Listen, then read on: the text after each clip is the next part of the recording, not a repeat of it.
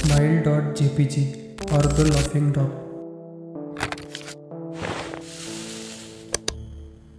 एक ऐसी क्रिपी सी इमेज है जिसमें एक कुत्ता हंस रहा है और ये कोई नॉर्मल इमेज तो बिल्कुल भी नहीं है। कहा जाता है कि इस इमेज को देखने के बाद बहुत ही बुरे सपने आते हैं और हर जगह हमें वो डॉग दिखाई देता है।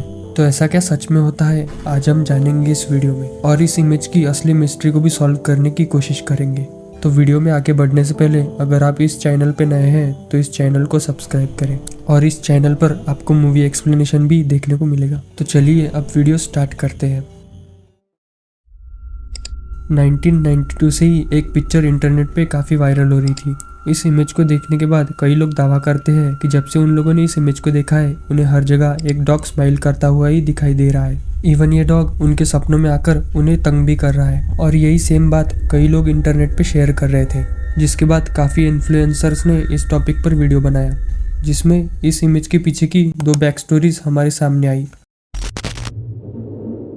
फर्स्ट बैक स्टोरी के अकॉर्डिंग ये इमेज डेविल ने बनाई है और जो भी इस इमेज को देखता है उसे डेविल का श्राप लग जाता है, जो कि सुनने में ही काफ़ी बकवास लगता है। अब आते हैं इसकी दूसरी बैक स्टोरी पर।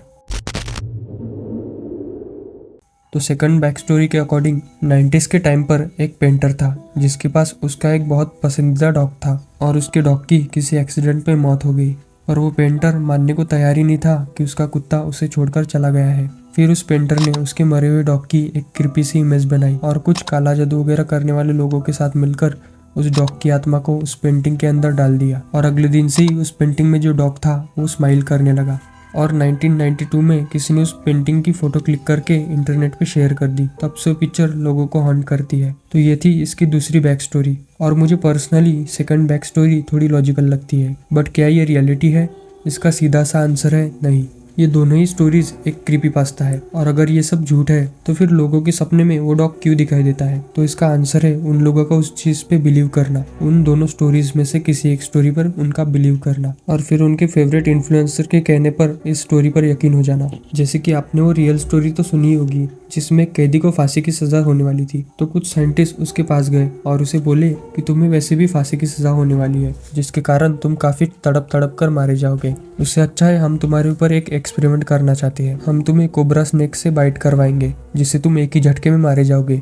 तुम्हें ज्यादा तड़पना भी नहीं पड़ेगा और हमारा एक्सपेरिमेंट भी हो जाएगा। वो कैदी मान जाता है। अगले दिन उसे एक चेयर पर बिठाया जाता है, उसके सामने कोबरा स्नेक लाया जाता है और उसे बाइट करवाने से पहले उस कैदी के सिर पर कपड़ा बांध दिया जाता है।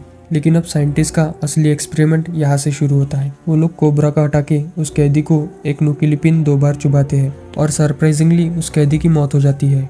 पर साइंटिस्ट को असली शॉक तब लगता है जब पोस्टमार्टम करने के बाद उस कैदी की बॉडी में जहर मिलता है, यानी कि उस कैदी ने मरने से पहले ये मान लिया था कि उसकी मौत जहर से ही होगी और नुकीली चीज चुभने के बाद उसे ऐसा लगा कि उसी कोबरा ने बाइट कर लिया है और उसके दिमाग ने वेनम खुद ही तैयार किया।